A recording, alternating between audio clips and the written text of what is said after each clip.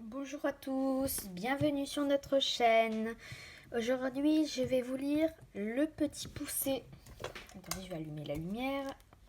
Voilà, Le Petit Poucet, c'est un livre connu. Voilà, Le Petit Poucet. Et puis, n'oubliez pas, avant de commencer, à appuyer sur abonner, sur la petite cloche et le pouce bleu. Allez, on commence. Le Petit Poucet. Il était une fois un pauvre bûcheron et sa femme. Ils habitèrent dans la forêt avec leurs 7 fils. À la naissance, le plus jeune n'était pas plus grand que le pouce de son papa. Aussi, on le surnomma le Petit Poucet. Mais un jour, le bûcheron n'eut plus un sou pour nourrir Poucet et ses frères. Leur père cueillait des champignons et des baies.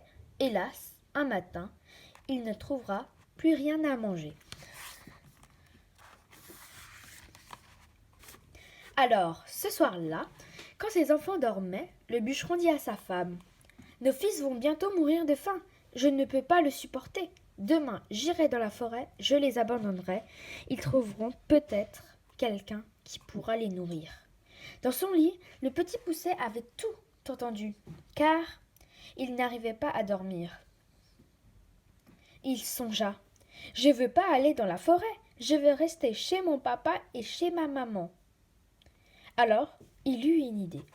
Il se glissa hors de la maison et remplit les poches de son pantalon de petits cailloux blancs. Puis, en silence, il revint se coucher. Le lendemain, le bûcheron emmena ses 7 fils très loin dans la forêt. Pendant que ses enfants ramassèrent du bois, il fila sans bruit. Le temps passa. Et soudain, les enfants s'écrièrent en pleurant : « Papa, où est papa ?» Mais le petit Poucet les rassura. « Ne pleurez pas, j'ai semé des cailloux blancs tout au long du chemin. » Les garçons se dépêchèrent de suivre la piste des cailloux. Ils arrivèrent chez eux juste avant la nuit.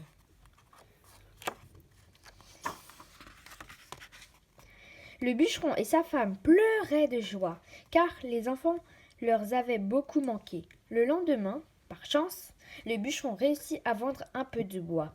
Avec cet argent, il put s'acheter à manger. Fous de joie, ils s'assirent tous ensemble à la table. Cependant, ce bonheur fut de courte durée.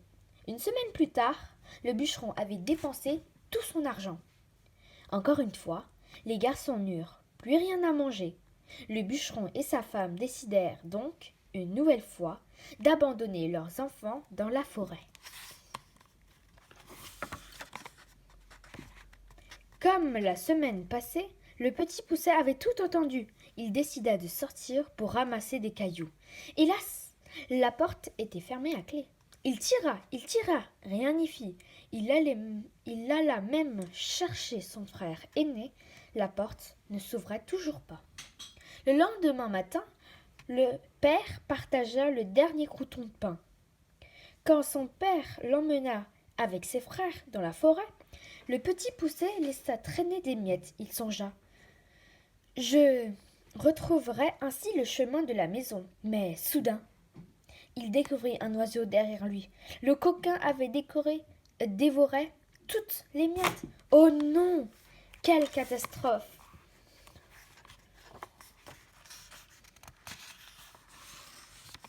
Toute la journée, le petit Poucet et ses frères cherchèrent sans succès le chemin du retour. Soudain, la nuit tomba. Le petit Poucet grimpa dans un arbre pour se repérer dans la nuit. Par bonheur, au loin, il vit de la lumière. « C'est une maison !» dit le petit Poucet. « Vite, courons jusque-là. » Arrivé devant la maison, le petit Poucet frappa à la porte. Une dame ouvrit. « Pouvons-nous dormir chez vous ?» demanda le petit Poucet. « Nous sommes perdus dans la forêt. » La gentille dame dit : « Vous pouvez dormir ici, mais vous devrez bien faire attention. Enfin, vous devrez bien vous cacher, car un ogre habite dans cette maison. Et il mange tous les enfants qu'il trouve. » La gentille dame offrit aux 7 frères de grands bols de soupe et du pain. Ensuite, ils se cachèrent sous le lit, juste à temps, car l'ogre rentrait chez lui. « Je sens de la chair fraîche !» rugit-il. « Mais non !» dit la femme de l'ogre. « Ce que tu sens, c'est la délicieuse soupe que je cuisine pour toi. » L'ogre renifla l'air autour de lui. « Femme, ne te moque pas de moi !»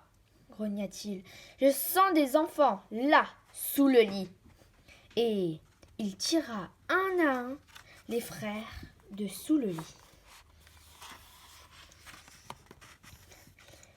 Dans les mains de l'ogre, le petit poussé et ses frères tremblaient de peur. L'un d'eux gémit. « S'il vous plaît, ne nous mangez pas !» Mais l'ogre dit. « Vous êtes bien trop maigre pour que je vous mange. Femme, donc, donne donc à manger à ces enfants. Ainsi, ils grossiront.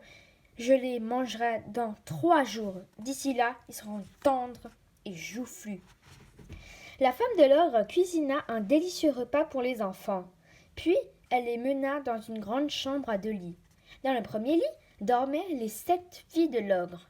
Chacune des filles portait une couronne sur la tête.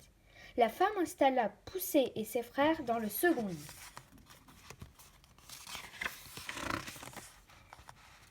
Mais le petit Poussé pensait que l'ogre n'attendrait pas 3 jours pour les manger. Lui et ses frères, en voyant les couronnes des filles, eut une idée. Il commanda à ses frères. Prenez une couronne et posez-la sur votre tête. Quand l'ogre viendra, il croira que nous sommes ses filles. Au milieu de la nuit, l'ogre se réveilla avec une grosse faim. Il se faufila dans la chambre aux 2 lits. Dans le noir, il tâta les couronnes posées sur la tête de Poussé et ses frères. « Voici mes filles !» pensa-t-il avec joie. Et goulûment, il dévora les enfants qui ne portaient pas de couronne. C'étaient ses filles.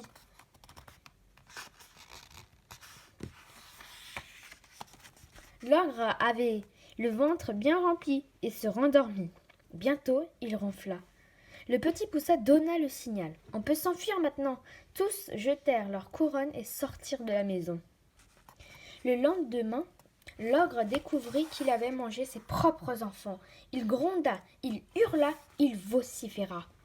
« Ces petits gardements ont échangé les couronnes, je les retrouverai. » L'ogre enfila ses bottes de 7 lieues. Avec ses bottes, il pouvait parcourir en un seul pas plus de 11 kilomètres. Mais il était tellement énervé qu'il courait de tous les côtés. Et à la fin du jour, il était tellement épuisé qu'il s'endormit au pied d'un rocher, et dans le creux de ce rocher se cachaient les 7 frères.